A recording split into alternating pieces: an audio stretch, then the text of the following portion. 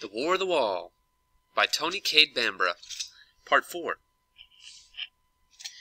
"Do you have any bread made of unbleached flour?" the painter lady asked Mamma. There was a long pause, as though everybody in the restaurant was holding their breath, wondering if Mamma would dump the next spoonful on the painter lady's head. She didn't, but when she set Pop Johnson's plate down, it came down with a bang.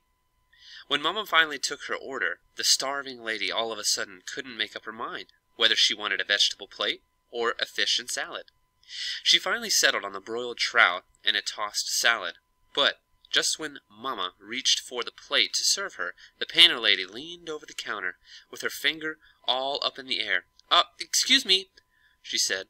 "One more thing." Mamma was holding the plate like a frisbee, tapping that foot, one hand on her hip.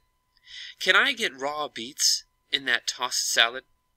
"You will get," Mamma said, leaning her face close to the painter lady's, "whatever Lou back there tossed. Now sit down." And the painter lady sat back down on her stool and shut right up. All the way to the country, me and Lou tried to get Mamma to open fire on the painter lady. But Mamma said that seeing as how she was from the North, you couldn't expect her to have any manners. Then Mamma said that she was sorry that she'd been so impatient with the woman, because she seemed like a decent person, and was simply trying to stick to a very strict diet. Me and Lou didn't want to hear that. Who did that painter lady think she was, coming into our neighborhood and taking over our wall? "Well," Mamma drawled, pulling into the filling station so Daddy could take the wheel, "it's hard on an artist, you know. They can't always get people to look at their work.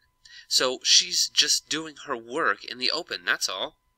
Me and Lou definitely did not want to hear that. Why couldn't she set up an easel downtown, or draw on the sidewalk in her own neighborhood? Mamma told us to quit fussing so much. She was tired and wanted to rest. She climbed into the back seat and dropped down into the warm hollow Daddy had made in a pillow.